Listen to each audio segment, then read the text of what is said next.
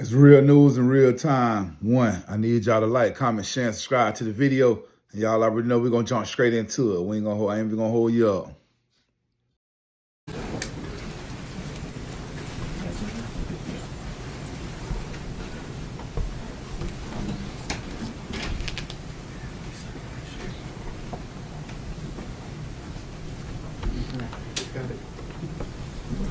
No, sir. Good morning, everyone. Thank you very much for being with us today. As you can see, this is the Florida Sheriff's Association, and many of our esteemed colleagues are with us today. So I welcome all of my sheriffs with us. We serve together to keep Florida safe, and I'm going to turn it over now to our president, Sheriff Permel. Sheriff? Thank you, Sheriff. Good morning, everybody. First, I want to start off by thanking Governor DeSantis, Senate President Ben Albritton, and Speaker of the House Danny Perez. Since these immigration discussions have started with the special session, they brought us right in and gave us a seat at the table to discuss all this. And now we have the laws that are passed. A lot of you have heard 287G. Well, 287G falls under Title 8 of the U.S. Immigration Code. And it outlines several different programs in which local law enforcement can use to assist ICE and HSI. One of those programs is what's called the Warrant Service Officer Program. This allows us to train our deputies within the jails. They get special certifications, and they can serve warrant detainers that ICE issues out to those criminal illegals that come into our jails. And I am very proud to report, through the hard work of the sheriffs and the staff at the Florida Sheriff's Association, all 57 sheriff-run jails and 10 county-run jails have their WSO MOAs signed. And we are now working on, within the next couple of weeks, we're very hopeful that we will have the training here in Florida and that all of the jails will be up and running. So what that does is, like I stated, it allows them, when somebody is arrested and booked into our jail, if they have a detainer on them, ICE is notified. When that person is ready to leave the jail, our staff can serve that warrant on them and hold them for an extra 48 hours, and then ICE comes and takes them into custody. So now our next step is, you have heard the governor talking about what he's doing with the state law enforcement officers. Another program under the 287G is the Street Task Force program. That allows law enforcement, state and local law enforcement, to augment some of the powers of ICE out there on the street. As we're doing our normal duties and we come across illegals that have detainers, we're able to do those investigations and turn them over to ICE. We've been working diligently with the sheriffs so everybody's MOA can get signed, and we are working on the future training for that as well. So with the governor's lead, we're following behind, and your sheriffs are ready to go. So with that, I'm going to turn it over to our legislative chair, Sheriff Bob Galtieri. Thank you. Good morning, everybody. I'm Bob Galtieri. I'm the sheriff in Pinellas County and chair of the FSA Legislative Committee. So illegal immigration is a problem. It's not only a federal problem, it's a problem for all of us. It's a problem for every village, every town, every city, every county, and every state in America. It's a problem for a number of reasons, but at the forefront is the problem of criminal illegals. Those in our country who wreak havoc in our communities, those who victimize our citizens by peddling their dope, stealing, molesting kids, and killing people. This is wrong. It's not okay. And there are some people out there, and we understand this, who espouse empathy for some people in our country illegally because of decades of failed federal immigration policies. Those are people who have been here for years, albeit illegally, who have assimilated into our communities, work in some cases, and in some cases even pay taxes, and those people commit no crimes. And there is room for discussion about that. But there is no room for discussion about those who are in this country illegally, who are victimizing our citizens, who are committing crimes, who are disobeying our laws. There's no room for discussion about that, and these people need to go, and they need to go today. There's also no room for discussion about the people who come here illegally, go through the immigration process. A judge orders them deported. They are deported, and then they come back again illegally, like the illegal who twice came back, who killed one of our deputies in September of 2022. That guy, as I said, was twice previously deported back to Honduras. He came back a third time illegally through Eagle Pass, Texas, and he killed Pinellas County Sheriff's Deputy Michael Hartwick. There's also no room for discussion about the 1.4 million people in our country today with active, final deportation orders issued by a judge who also issued a warrant for their removal, and these people simply flick their finger at the court and they haven't left. What I say to that is just no. This is not okay. From everything we have heard, seen, and been a part of with the federal government, their priority is apprehending and deporting as quickly as possible those who are criminal illegals, public safety threats, national security threats, those who have been previously deported and come back again, like Deputy Hartwick's killer, and those who are ignoring a judge's order to leave after they had their day in court. There's a number of ways that sheriffs and other local law enforcement agencies can help ICE, and we should help ICE, because ICE does not have the resources to do it alone, and it's our constituents, the people who elected us, to keep them safe, who are being victimized by these criminal illegals. Now, sheriffs work closely with ICE now, and according to ICE, the most pressing need they have is for us to deliver to them people who are booked into our jails, who are clearly illegals and have clearly committed crimes, so that these people are deported and not released back into the community to yet commit more crime.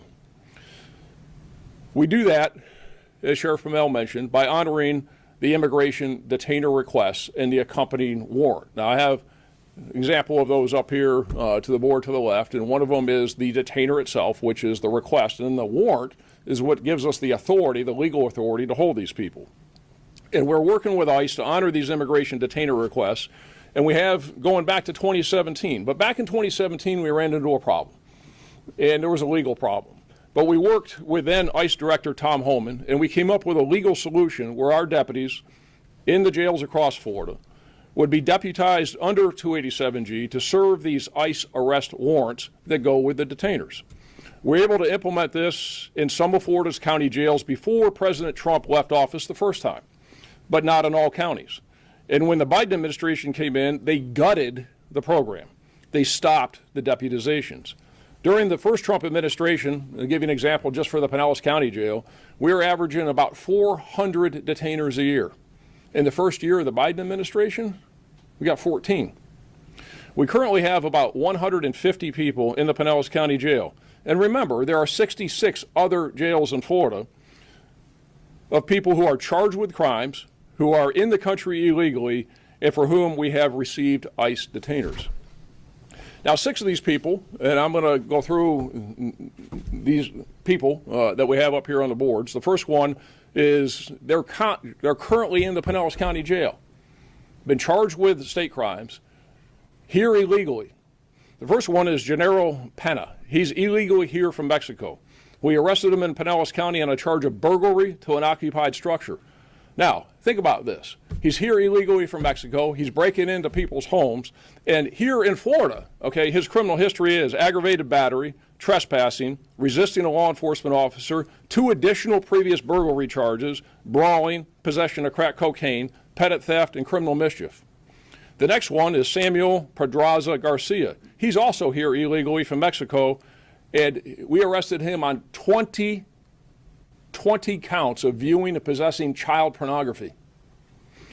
The next one is Moises Israel Sanchez Hernandez. He's illegally here from El Salvador. We arrested him on a charge of lewd and lascivious molestation of a child under 12 years old.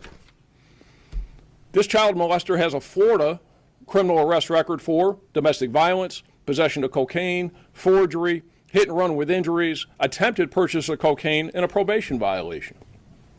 The next one is Jamie Moran. illegally here from Mexico. He was arrested in our county for lewd and lascivious molestation and sexual battery of a child under 12 years old. To put this one in simple terms, this illegal alien from Mexico raped a kid under 12 years old. That's not okay. His arrest record, on top of this, raping a kid under 12, is for larceny, theft, domestic battery, soliciting for prostitution, and domestic battery. The next one, Eduardo Lopez Rojas, who is illegally here from Cuba, and he was drunk and killed someone in our county. He's charged with DUI manslaughter, DUIs causing serious bodily injury, and resisting arrest. And last but not least, we have Aner Javier Maldonado from Honduras. This illegal alien raped a physically helpless person and committed numerous acts of lewd and lascivious molestation on a child. The formal charges are sexual battery of a physically helpless person and multiple counts of lewd and lascivious molestation on a child between 12 and 16 years old. His criminal history includes possession, purchase of cocaine, robbery, aggravated battery causing bodily harm, re-entry of a deported alien and being found in the U.S. after but not being denied. So he's one of those guys that was previously through the system, got booted, and now he comes back here and is raping somebody between 12 and 16 years old. And some people say that illegal immigration is not a problem. Really? Okay, look at these. So for 4 years under the Biden administration, no Florida County Jail personnel were trained or deputized by ICE, and huge numbers of criminal illegals, like these killers and child rapists, were released back into our communities. When President Trump took office a month ago and ICE ramped up the detainer process, 26 of Florida's 67 county jails were unable to honor the immigration detainers that would keep people like this in custody because there was no 287G personnel trained and deputized who could make these immigration arrests because Biden gutted it.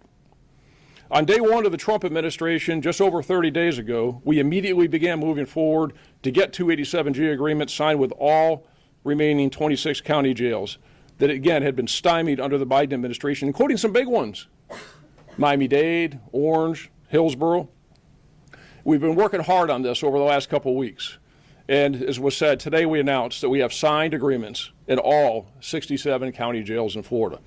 Now, I want to thank Senate President Ben Albritton, House Speaker Danny Perez, and Governor Ron DeSantis for their full court press on immigration, and the immigration bills that they recently made law in Florida are good policy and good for public safety in Florida. The governor, the Senate President, the Speaker are out front on this very important issue, and Florida is leading the nation. While the governor, speaker, and president have set the course, I also want to recognize and thank the staff behind the scenes in the Senate President's office, the Speaker's office, and the governor's office, especially their respective chiefs of staff and lawyers who worked tirelessly over the last few weeks to ensure Florida has the best possible legislation at the moment. Many thanks to those people behind the scenes who really got the job done. Now, one important requirement in the new state law is that all 67 counties must have 287G personnel and honor the immigration detainers. Implementing the process under which all jails will be able to hold these criminal illegals is well underway, and we hope to have it fully operational within the next 15 to 30 days. This is a big deal because it means criminals like these, people who kill people, people who steal, people who break into people's houses, people who rape kids, will be deported directly from jail and not released back to the street where ICE, or us helping ICE, have to go and track them down. It just makes sense from the jail out of here as opposed to the jail back to the street. This is another big change from the Biden era when these criminal illegals, because back then in the Biden era, during the Biden administration, when they were arrested, we couldn't turn them back over to ICE or turn them over to ICE because under the Biden administration, he required that they be convicted before they could be deported. That's ridiculous. So people like these would bond out of jail, stay in Florida because they had to be convicted, then do their time, then they would be deported. No more. Now it's jail to deportation. These 287G straight task forces that Sheriff Promell mentioned, they're very important, and we're glad to participate. But according to ICE, plugging the hole in these jails that are not now honoring these detainers is the priority because it keeps clearly bad people from getting back on the street, where then ICE has to go expend resources and we have to help them go find these people. It's also safer for the ICE officers to take these people into custody from the jail. The street task forces have not existed in 12 years because they were killed under the Obama administration. December 31st of 2012 is the last time there were street task forces in the United States. And 12 years of local law enforcement not being able to help ICE make these arrests has had an impact, and not a good one. People ask why so many Americans have died over that time from fentanyl overdoses. Here in Florida, in 2022, there were 6,230 people who died from fentanyl overdoses. Where's the fentanyl coming from? Across the border, peddled by these people. It is because that's what happens when there's a porous border, illegal alien drug traffickers run amok, and a strapped immigration agency can't get help from local law enforcement to deport these people peddling their poison. Another problem is ICE bed space. Sheriffs, all of us, are looking hard to see what we can do to create capacity in our jails to help ICE with bed space. ICE right now only has 2,000 beds in the state of Florida, and they're full. With the jail detainer program coming online in big counties like Miami-Dade, Orange, and Hillsborough, beds are going to be an issue, but that cannot get in the way of getting these criminal illegals out of our state and out of our country. The Florida Sheriffs look forward to working with our federal partners to do what Florida citizens elected us to do, and that is to keep them safe, and we're going to do that. And I'll turn it over to Sheriff Judd. Thank you, Sheriff. When you look up here today, you see the best law enforcement leaders in the state of Florida. When you see this that says 67, you go, oh, that's good. That's no small task. It's the Florida Sheriffs Association leading the way for the state of Florida. But we're also leading the way for the United States. We're creating the example for other states, other sheriffs associations to follow. The reality of it is we have made it abundantly clear and are working with the federal government every day. The number one, and I want to highlight what Sheriff Gualtieri ended with, is capacity. We can overwhelm their current ability to house people in days. As you've heard me say for the last 2 or 3 weeks, that in addition to that, there's about 1.4 million deportation warrants that's in ICE's custody, but our law enforcement officers across the state have no idea who they are. And the reason we have no idea who they are is because they don't put them in the NCIC system. Well, voila. This last Friday, they've put 700,000 of the 1.4 million that we're aware of in our NCIC system. Okay, so I want to frame this for a second. So now we've got 700,000 warrants of deportation. The big challenge, and we're working with ICE, but the president needs to get that big black pen out and get to signing EOs. We've got to have capacity, and it's got to come from the federal government. There's a lot of nuances and small rules that ICE has already broken down for us, but there's still a lot more to do. We're working around the clock in order to work the details out so we can ultimately help the president with his mission that, quite frankly, that was provided by the people of the United States who said, we want these illegal aliens who commit crime out of this country, and we want them out now. I applaud Governor DeSantis. In fact, you've seen this before, and you're going to see them right now. We showed you a while back some Ron DeSantis border crossing, and here's what's happened. This is all it took under the Biden administration to get across the border, is to just walk across the border. Or you could run across the border. Or you could skip across the border. Well, now they need to turn around and go the other way. If they self-deport, then they won't end up in a jail and a lockup through the system. But it's time to go the other way. And that's important. As we've said before, this is all about what we want you to do and to understand it's southbound and down. It's time to leave the country. You can leave by yourself or you can leave in handcuffs. But we're tired of people such as Sheriff Gualtieri's pointed out here that are in this country illegally raping, robbing, murdering, pillaging, and stealing, and have multiple arrests. How did they get to the second arrest? Why weren't they deported after the first one? Because the federal government thinks more of the illegal alien in this country that's victimizing the good people than they thought of the good people. President Trump says it's a new day. Governor DeSantis says it's a new day. Governor DeSantis and our president, Ben Albritton, and our speaker, Danny Perez, says we're going to not only lead the state in keeping the people of the state of Florida safe, but we're going to lead the nation and show them how. With that, any of the sheriffs will take questions from y'all. I have a quick question for Sheriff Gualtieri. Yep. So you mentioned Molina Salas, and I wanted to know your thoughts on him pleading guilty, and Right. also what do you feel like needs to be done in a workplace so that situation doesn't happen again? Well, I'm glad he pled guilty, and he's going to be sentenced upcoming. I'm sure the judge will do the right thing, and he's going to get many, many years in prison, and then be deported again, and hopefully that we see a sea change in this country, and he won't come back for a fourth time and kill a cop again.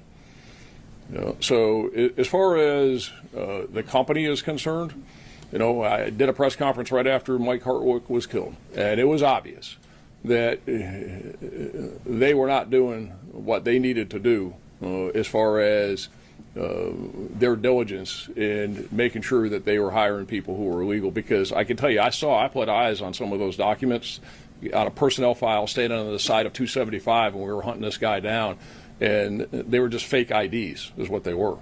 And, he was able to clear E-Verify because he had fake information and fake IDs. But I believe there's still some investigation ongoing into that. But everybody needs to step up, do the right thing, and make sure that they're dotting their I's and they're crossing their T's as they're hiring these people, because when they don't, it ends up in tragedy, and we had a deputy killed because of it. I had a question on, just to clarify how the system works now. You mentioned that you're not waiting for a conviction anymore. So what happens in these serious crimes? Is it are they held and facing justice? So what happens is that people get booked into the jails. We get notified by ICE that this person has been confirmed as somebody who is here illegally, and then they send us the detainer and the warrant. And then that person, it goes through the state system on their state charges as long as they don't get out of jail. They don't bond out or somehow get released prior to their case being disposed of. What's happening under Biden is ridiculous, is people could get out of jail and bond out and then go out back into the community and wreak havoc because they weren't convicted. Well, if they sit in jail, then the feds, ICE, are going to let them bring their state case to conclusion. And then after the state case is to conclusion, then they'll deport them. But the good news is the days of catch and release, where you could go to jail, be illegal, be charged with some very serious crime, and get out because you weren't convicted, thankfully those are over with, because you had people that were getting out because of that policy. And that's just messed up. And then just to ask, you mentioned those borderline cases that are worth a conversation. So I did want to ask you about those. Has there been any concern about people falsely reporting crimes to get somebody put in jail or into the system? And what happens if a person is found not convicted or their charges are dropped? Does that change anything here? Well, you got a lot there, So I don't know what you're talking about as far as borderline cases are concerned. You get somebody that's, and again, the criteria that they use is somebody is a criminal illegal, somebody is a public safety threat, they're a national security threat. I'll call them a double dipper. They've been removed previously, now come back. Or a judge has already had a hearing, given them their day in court, they've had their trial, and they got a warrant that says get out, but they don't get out. That's what they're focusing on. And, like Sheriff Judd talked about is, and we mentioned that there's only 2,000 beds in Florida. They only got probably, 40,000 beds across the country. And so that's going to fill up, that whole category is going to fill up all those beds. And that is certainly the priority. And I haven't heard, and nobody who's being fair and objective about it has said that ICE has said, the federal government has said anything other than that's their priority. So, yeah, there's people here that have been here for a very long time that are going about their business, and that's a different discussion for a different day. That's not what we're talking about here.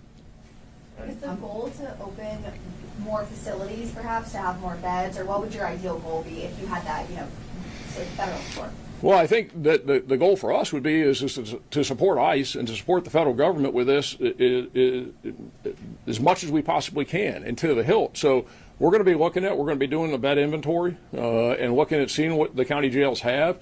And if we have room, if we can enter into an agreement, we can house these people for them. And some of it is a temporary housing thing for like only a couple of days, but some of it's more long term. And where the real need is more long term beds. Because as I mentioned, when this comes online and we get all 67 jails that are honoring those detainers, and some big ones that aren't doing it now because they can't, like Miami-Dade and Orange and Hillsborough, they're big, is that they're going to get flooded. So we need to do all we can to help them with the beds, but they also, as Sheriff Judd said, they need to help themselves too, and they got to figure this out. And it's tough, but that cannot stand in the way, because we can't let people like this back out on the street.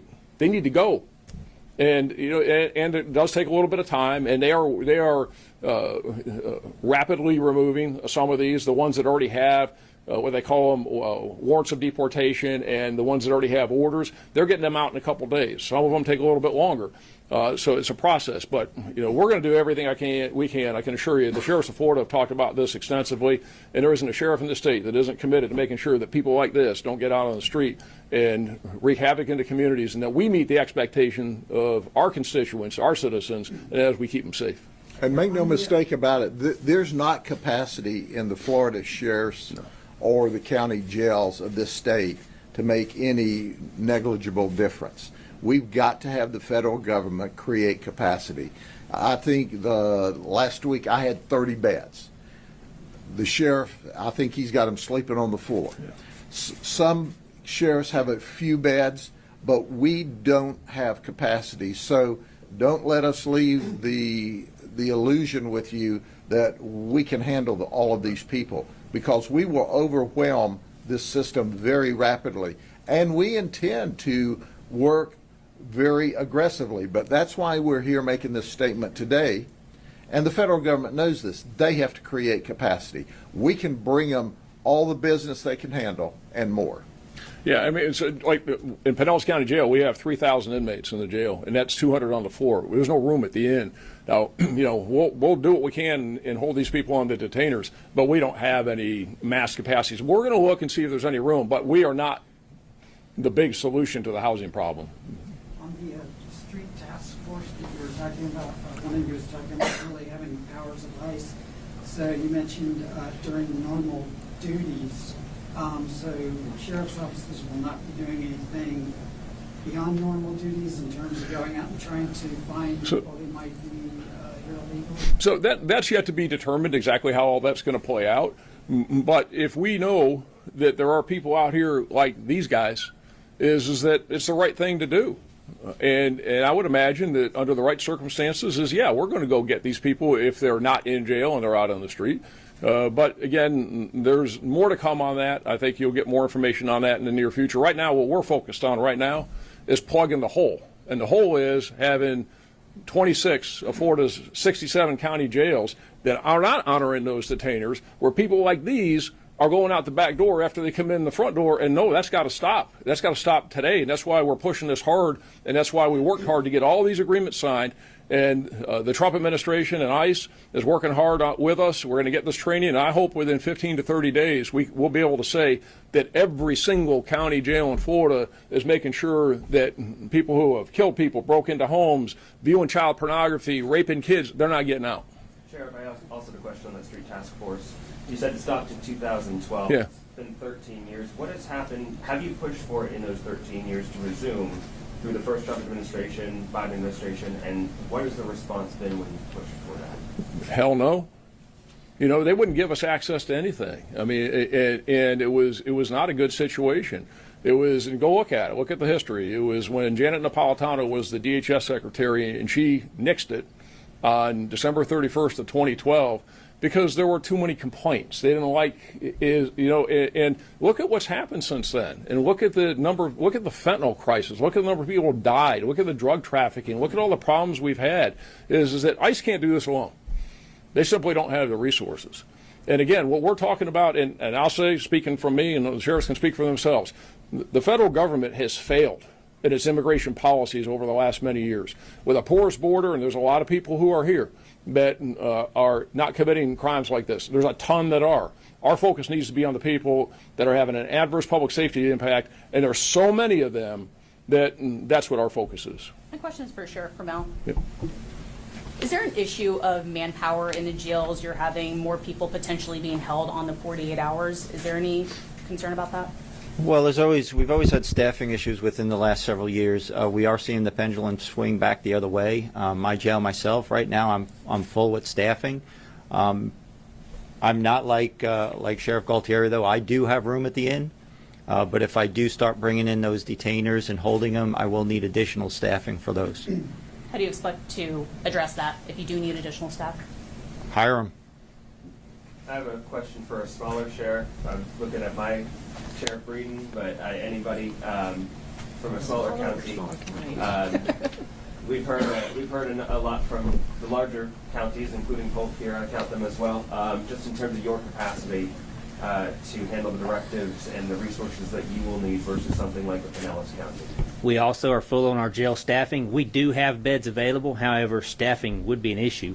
We have the staffing to handle what we have now, but if we take on a large influx of people, staffing will be a problem. So we're in the same boat as Sheriff Permel said. We'll have to hire. Sheriff Galtieri, you mentioned 150 in your jail. Is that the number of people right now who are in there with ICE detainers, or? Yep, we have 150 people that are in there with ICE detainers.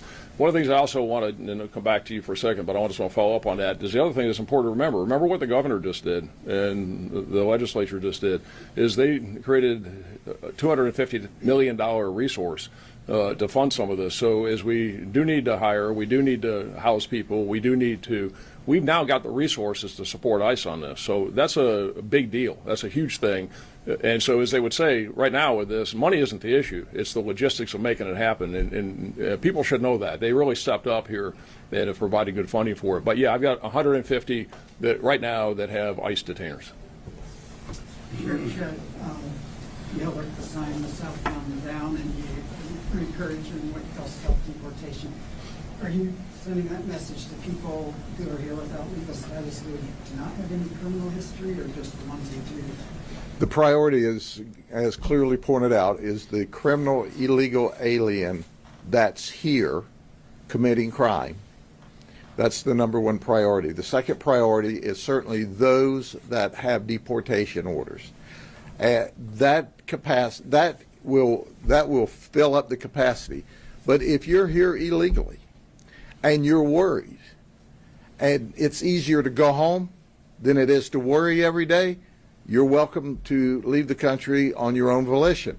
They are not our priority. If you're here working, you have your kids in school, you're paying your taxes, you're not the priority. It's the criminals. It's the people. This is our priority. The ones that have already been through the federal system and have simply told the federal government, we're not going home. Not only did we disobey the law by entering this country illegally, we're going to disobey the law by staying here. And we arrested a lady that turned out to be a victim of human trafficking. She hooked up with a human trafficker and said, I want to go to the United States, but I don't have any money. He said, don't worry about it. I'll get you. Where do you want to go? He's Miami.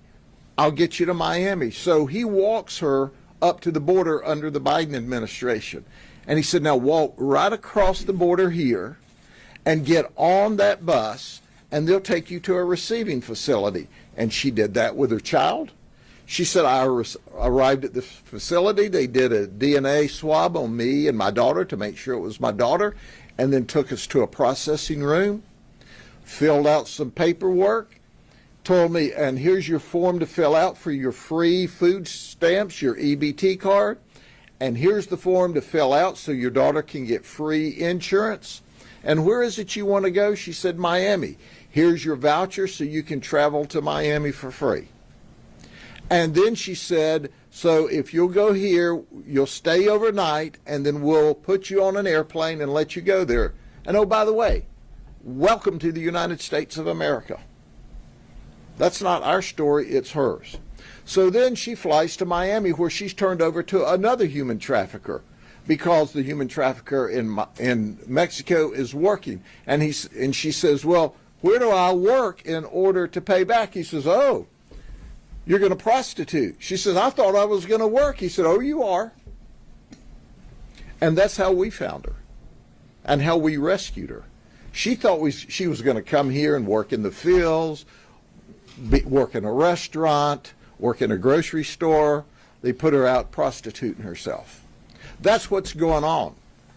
And if you think the person that human traffics this lady belongs in this country, you need a psychiatric appointment. They're victimizing a lot of the illegal aliens that are in this country.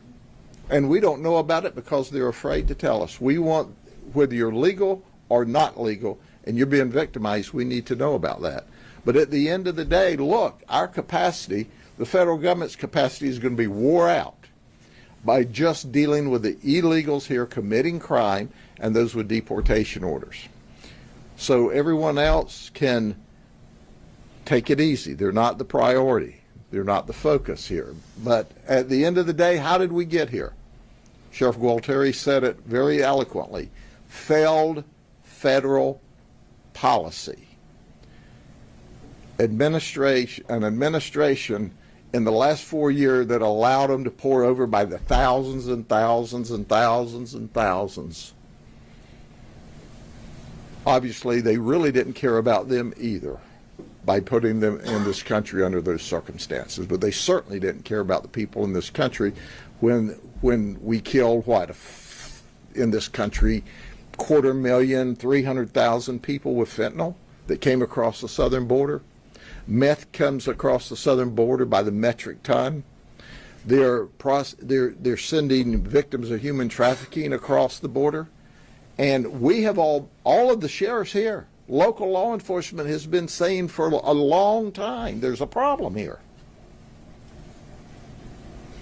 And the rules are so onerous with ICE. It's not the ICE folks that's trying to make it work. It's the administration that pushes these onerous ICE rules to where we can't help the federal government in the past. And what help we tried to give them was resisted because of the rules. The game has changed. And our governor in this state says every government agent in the state of Florida is going to cooperate to keep Florida safe, to create a national model. And that's supported by our Speaker of the House and the President of the Senate. We have a mission, and these sheriffs and their teams at home know how to accomplish missions. Give us the tools, change the rules, we'll keep the federal government busy doing what they should have been doing all along. Can you go into a little more detail on the training officers will undergo for these immigration? He's the subject matter expert on that piece. Sure. So there's 3 programs. One is the Warrant Service Officer Program, which is what we're talking about here. Very simple, very easy. It's that the authority comes under what everybody calls this 287G, which is, don't worry about that. That's just a statute number, if you will. What it is it gets you to serve the warrants. It's about 4 hours worth of training, very easy, and we're going to get a whole bunch more trained here over the next 15 to 30 days. The next model is that where you have deputies or correctional officers in the jails, they can actually do probable cause arrests. So we have 4 counties in Florida where Sheriff Cook is from, in Clay County, Collier County, Sheriff Waters is here from Duval, Jacksonville County, and then Sheriff Needheis in Hernando County, where they have sent their people to about a month worth of training back in the day, because there hasn't been training in 4 years because Biden killed it. And they went up to South Carolina, they spent about a month, and they can do more robust investigations. And then the third part is the street task forces, which, as I've said, have not existed for 12 years, because that was nixed back in 2012. And that training also was very elaborate and extensive. The good news is, because it's all about getting it done and getting it done effectively, is what we received word that the training now is probably going to be able to get done within a matter of about 5 days and be able to. As y'all can see, Grady Judd, the Pinellas County Sheriff, the Florida Sheriff Association, All of them have united in Florida and all 67 counties. You know, this is something that ain't never been done before. But if you know Grady Judd, if you know anything about Grady Judd, you know, if ain't nobody gonna do it, he gonna do it. And if can't nobody do it, he gonna be the one that's gonna make it happen. You know, Grady Judd, I think, has changed the way police interact, the way they connect, the joint task force, the joint, just everything when it comes to with Grady Judd. You know, he started in Polk County. He started the uniting all the polices, and you know, it kind of spread it out, and then you know, different sheriffs started following his lead, and then you know, over time, since Grady Judd been there, because he's been there for some years now in Polk County, Florida. If you know anything about Grady Judd, you know he don't play no games.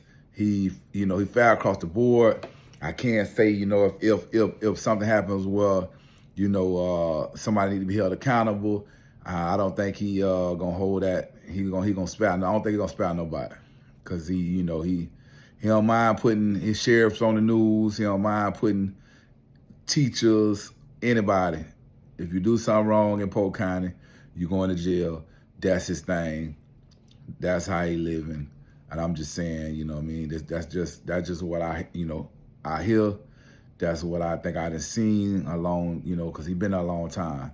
So anyway, y'all let me know what y'all think about this immigration reform, what's going on around the world right now with Donald Trump, and then the immigration reform within Florida, what's going on now in Florida with Governor Ron DeSantis creating all these different laws, you know, getting stuff passed through the legislation, you know, funding the police department, the local, the state police department, deputizing the police. That's something I'm trying to figure that out, how that works. But from what I understand, I don't know, you know, if somebody let me know in the comments a little more when they say that they're going to be deputizing their deputies to be able to serve ICE warrants.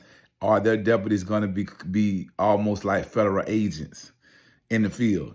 So say that they out in the field and they run across immigration, they would have a special task force. They would respond to that area. Say if a call came out, come to find out it's immigrants there. Say that ICE ain't in the area right now, but they could come and serve that warrant, meaning that a state or a local deputy would have federal powers, and how that would affect charging. You see what I'm saying? Because a deputy can't charge you with a federal crime, but if he's deputized as a federal agent, and I don't know if that could, I don't know. I'm just trying to see if that's what they're saying. Just say he run across somebody in between that, he can charge you with a federal crime in a drug case. So I don't know. Y'all let me know in the comments below. I ain't gonna hold y'all.